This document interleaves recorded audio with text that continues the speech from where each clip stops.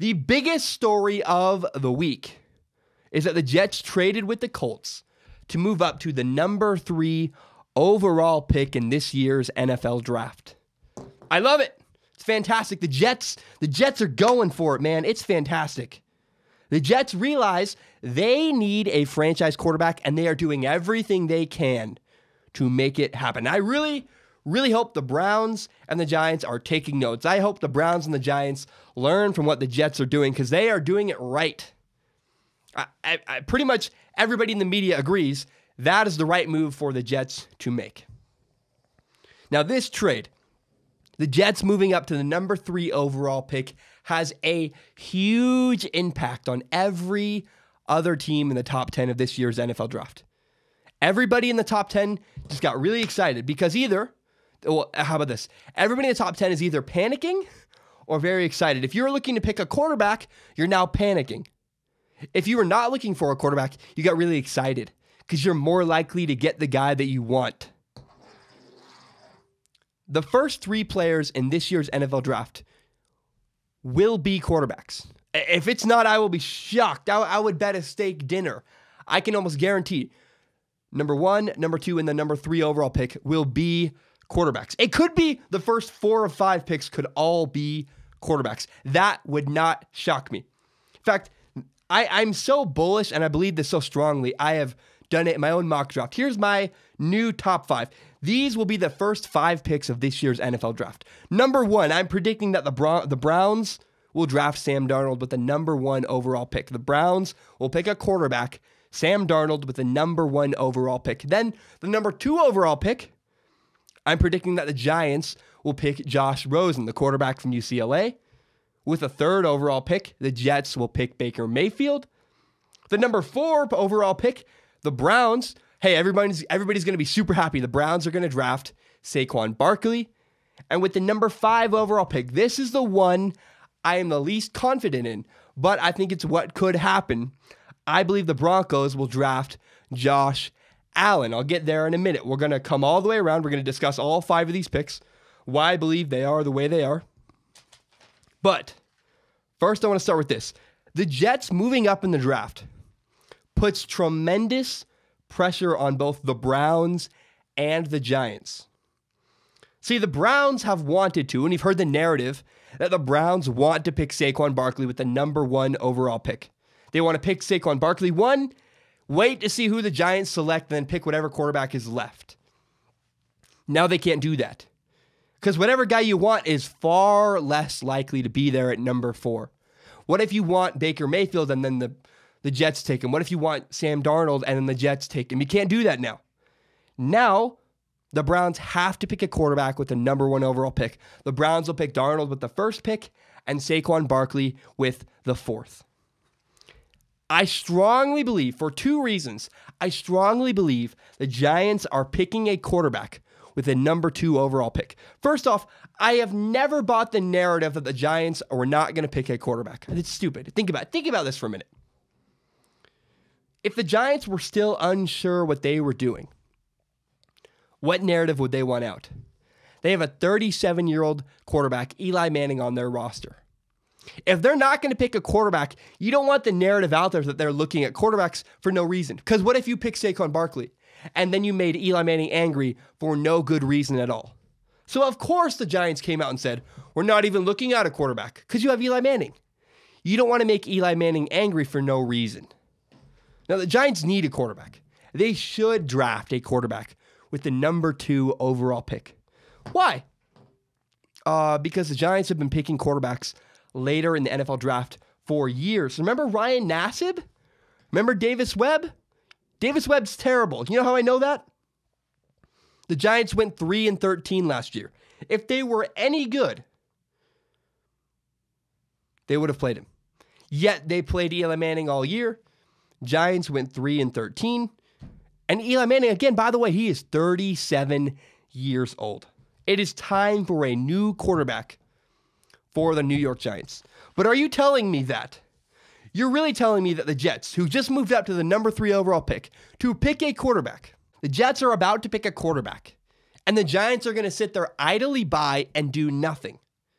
They're going to just sit around and watch. The Giants are just going to sit at home, twiddling their thumbs and watch as the New York Jets, their crosstown rival, pick a franchise quarterback. No, the Jets getting a quarterback forces the Giants' hand and makes it so if they were even considering drafting Saquon Barkley, now they can't.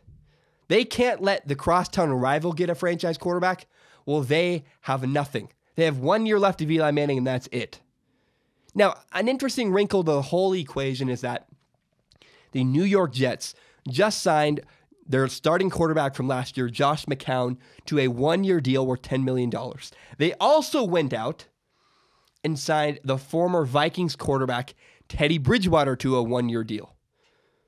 People were confused why they would do this and then go out and move up to the number 3 overall pick. Look, if you thought Teddy Bridgewater was the quarterback of the future for the Jets, I'm sorry, I don't know what planet you're living on, but Teddy Bridgewater is not the quarterback of the future for the Jets.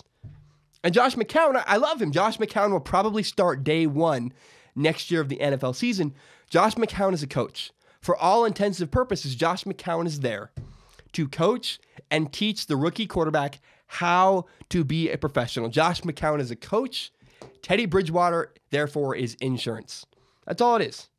It was a great move. It was a great move to sign the 2 older quarterbacks, and it was a great move for the Jets to move up to the number 3 overall pick. It's fantastic. I would bet the number 3 overall pick by the Jets will be Baker Mayfield. Now, having other quarterbacks takes the pressure off of Baker Mayfield day 1. When Baker Mayfield arrives in New York, because he doesn't need to be the day 1 starter, he can take his time. I don't know that Baker Mayfield will like that. I think he's really competitive, and he might start sooner than we think in New York. But it's good for him because if he's not ready, the Jets have other people they can play to keep them competitive. Now, everybody's going to be happy in Cleveland because the Cleveland Browns are going to select Saquon Barkley with the number 4 overall pick. It's perfect. It works out great. You get your quarterback. You get your fantastic running back. It's the dream scenario for the Browns. That is the one thing that the Browns have been helped by the Jets move is now they have to pick a quarterback. And because the Giants and the Jets both need quarterbacks, it is now more likely, I believe, that the Browns could pick Saquon Barkley with the 4th overall pick. Before we all assumed the Colts were going to do that, seems like the Colts have conceded. We're not going to get Saquon Barkley, which is kind of concerning. If the Colts don't care about Saquon Barkley, why should the Browns be so excited? I don't know. I still like Minkah Fitzpatrick a lot. But hey, I'm not going to fight it. The Browns are probably going to pick Saquon Barkley with the number 4 overall pick, and I'm okay with that. I'm not going to fight it. Darnold at 1, Barkley at 4. That's a great draft. Now, here is the most interesting aspect of this draft right now is what in the world will the Denver Broncos do with their number 5 overall pick? The Broncos just signed Case Keenum to a 2-year deal worth $36 million. So maybe Case Keenum is the long-term plan for the Broncos. However, if he was the long-term plan, if they really did believe in him, why did they only sign him to a 2-year deal? No, I'm pretty sure if I had to bet one way or the other, if you had a gun to my head, I had to make a decision, I would say the Broncos probably will pick a quarterback with the 5th overall pick. They're probably going to pick Josh Allen. I have a buddy who lives in Wyoming. He talks about Josh Allen like Josh Allen is a superhero. Of course, Josh Allen went to the University of Wyoming. In Wyoming, the dude is a folk hero. They have him like he's everywhere. He's like Captain America or Superman in Wyoming. And you got to remember, everybody in Wyoming is a Denver Broncos fan. And that whole region, similar to the way they've rallied around Josh Allen, they are all Broncos fans. It's a real thing that the Broncos nation does really like Josh Allen. They watched him play a lot on TV because of where they are.